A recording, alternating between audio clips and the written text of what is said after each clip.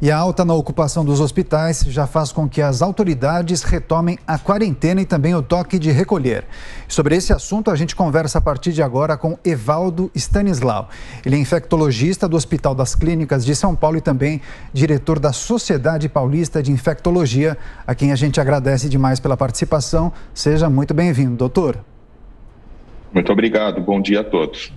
Perfeitamente. Muito bom dia ao senhor. Para começar, claro que a gente quer tratar também dessas questões que envolvem as autoridades de saúde e eventuais toques de recolher e restrições, mas eu gostaria de escutar do senhor o que pode explicar esse fenômeno que nós temos observado nos hospitais e nos postos de saúde.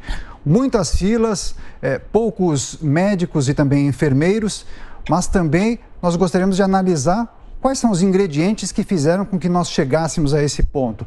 A flexibilização, pouco uso de máscara, as pessoas talvez tenham relaxado demais, as festas de final de ano.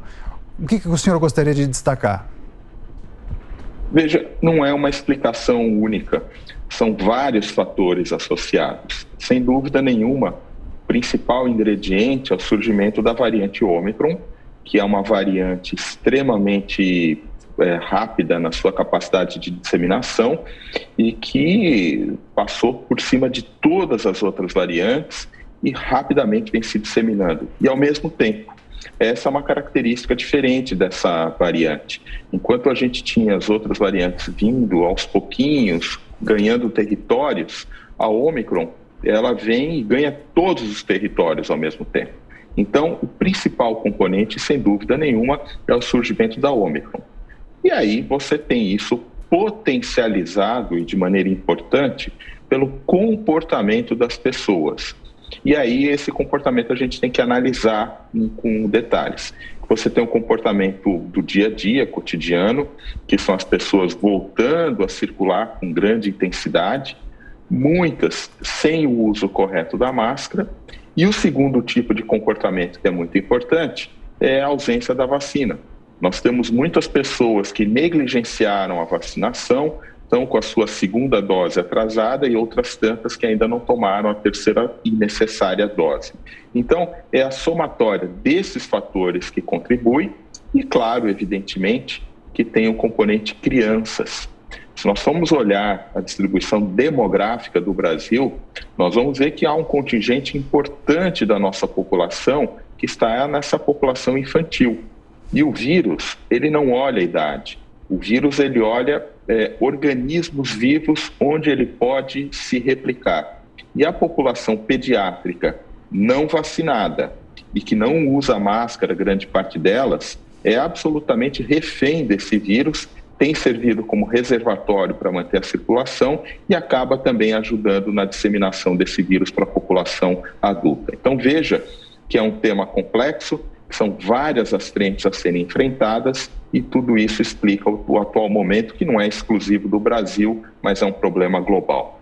Verdade, e bem preocupante em todo o mundo, né? Doutor, quais seriam os possíveis caminhos para a saída dessa nova onda e para a contenção do alastramento de contaminações? Olha, nós precisamos de um pacto global, em primeiro lugar. Nenhuma ação isolada vai surtir efeito. Eu vejo com preocupação, inclusive, alguns especialistas falando que a Ômicron seria o começo do fim da pandemia, que a gente vai virar uma endemia. Isso não é uma verdade absoluta, porque falta esse pacto global em prol da vacina. Então, o primeiro passo que a gente precisa fazer é parar de fabricar variante no mundo. E a gente só vai diminuir o impacto e a fabricação de variantes quando a gente vacinar o mundo inteiro. Então, primeiro, a gente precisa vacinar os continentes, como o continente africano, que não tem uma cobertura vacinal suficiente. Precisamos vacinar os países que ainda não estão com a sua vacina em dia e precisamos enfrentar esse mal do negacionismo, porque é incrível, mas ainda tem gente que em janeiro de 2022 acha que vacina pode fazer mal quando vacina salva um vírus. Então, o primeiro passo é a gente vacinar mais. Segundo, eu estou vendo a imagem que vocês mostram, testagem. Nós precisamos ampliar a nossa base de testagem e, sobretudo, ofertar testes em casa. Vários países têm uma política pública de saúde que ofertam o teste ao seu cidadão e a gente incorpora essa rotina. É extremamente simples fazer um teste caseiro, não dói nada, e ele traz a seguinte informação: eu tenho ou não tenho vírus nesse momento para transmitir? Porque se a pessoa, antes de sair de casa, com frequência, cada 2 dias ou sempre que estiver se sentindo doente, fizer um teste e perceber que ela está com teste positivo, ela, ao não sair de casa, ao se isolar, ela diminui a circulação de vírus. E também, evidentemente, o uso da máscara, que, na minha opinião, ainda é extremamente importante.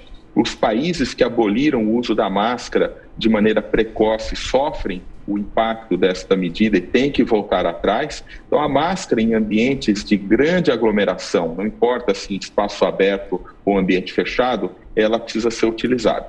Se nós fizéssemos um esforço global nesse sentido, ampliar a vacinação, ampliar a testagem, o uso correto da máscara, por um período aí de 6 a 12 meses, vamos pegar o ano de 2022 para enfrentar com seriedade, eu creio que nós impactaríamos de maneira importante o vírus. E só para concluir essa resposta, eu quero lembrar que agora nós temos antivirais efetivos e que a distribuição ampla desses antivirais poderia ajudar também no enfrentamento da Covid, uma vez que diminuiria a circulação do vírus também por abreviar o período de epidemia e tratando melhor as pessoas e diminuindo o impacto hospitalar da doença. Doutor, nós conhecemos os gargalos do Serviço Público de Saúde e também das dificuldades de atendimento diante de uma pandemia, especialmente por conta da variante Ômicron e também desse surto de gripe. Por conta dessas características, o senhor compreende que a melhor saída é justamente que prefeitos e governadores voltem a decretar lockdown, restrições, fechamento de locais, ou é possível pensar em uma outra saída?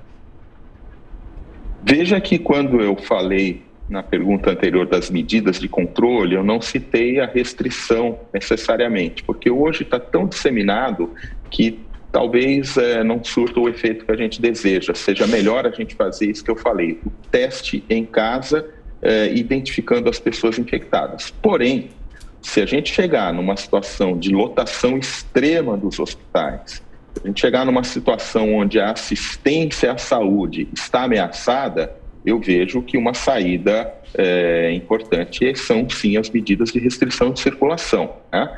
Então, isso pode ser utilizado de maneira localizada, numa cidade, numa região, ou pode ser ampliado. Vai depender muito de como é que está a nossa capacidade assistencial. Mas eu sou muito a favor das medidas restritivas, entretanto, acho que nós não estamos, neste momento, com essa necessidade. Isso vai depender muito da nossa capacidade de resposta assistencial. E se chegarmos lá, embora eu ache improvável que isso ocorra, ao fazer uma restrição de circulação, chamado lockdown, é como se a gente desligasse a chave geral numa situação de curto, ou seja, você tira as pessoas da rua e com isso você diminui drasticamente a circulação do vírus e por um período tem uma moratória, uma redução dos casos até que o sistema possa se reorganizar. Então, não é uma medida para agora, mas se chegarmos numa situação de causa assistencial, de esgotamento da assistência, é uma medida que deve ser utilizada sem dúvida nenhuma. Perfeito. E brevemente para a gente encerrar, doutor Evaldo, qual a recomendação para a pessoa que fica gripada, então, neste momento? É importante, a princípio, fazer o teste do coronavírus em caso de descarte da Covid-19? Fica a dúvida ainda na pessoa, estou simplesmente gripada, estou com a influenza e sua nova cepa? Que deve fazer a pessoa que também não quer superlotar o hospital, mas também não passar mal em casa sozinho? Idealmente, essa pessoa deveria fazer um teste para o diagnóstico. Entretanto, a gente vê que as farmácias estão lotadas, os hospitais e laboratórios estão lotados, está muito difícil nesse momento fazer teste. Então, a primeira medida que a pessoa tem que fazer é se isolar. Fique em casa, mesmo em casa, para não passar para as pessoas do seu convívio, use máscara, peça para as pessoas que moram com você também usarem máscara, e se você tiver condições, fique num cômodo sozinho. Então, o isolamento é a primeira medida. Segunda medida é avaliar o seu grau de risco.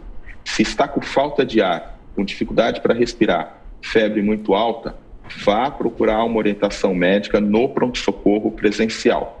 Se você não tiver esses sintomas, mas estiver se sentindo muito doente da mesma forma, busque um teleatendimento, uma teleconsulta, se tiver acesso a isso. Se você é uma pessoa idosa, mais de 60 anos, tem uma doença crônica, imunodepressão, uma mulher grávida ou puérpera, ou for o responsável por uma criança menor que 5 e, sobretudo, 2 anos, procure também uma teleorientação, uma orientação, porque dependendo do momento, e se for influenza, faz sentido usar medicamento no início da doença, um antiviral, o oseltamivir, conhecido como Tamiflu comercialmente, para abreviar o sintoma da influenza. E se for Covid, apenas para ser monitorado e medicado sintomaticamente. Então, a dica é, se você tem falta de ar e febre muito alta, procure presencial. Nas demais situações, procure uma orientação por telemedicina ou vá a um pronto-socorro se tiver condições, se não for se expor a maior risco, e sempre tente o teste. Mas não sendo possível, fique em casa, se isole para pelo menos não transmitir aos outros. E o tempo de isolamento mínimo para a influenza é 7 dias e para a Covid, 10 dias. Excelente, informações importantes trazidas por Evaldo Stanislau, infectologista do Hospital das Clínicas. Agradecemos demais a participação, doutor. Até uma próxima e volte mais vezes à Jovem Pan News. Muito obrigado pelo convite.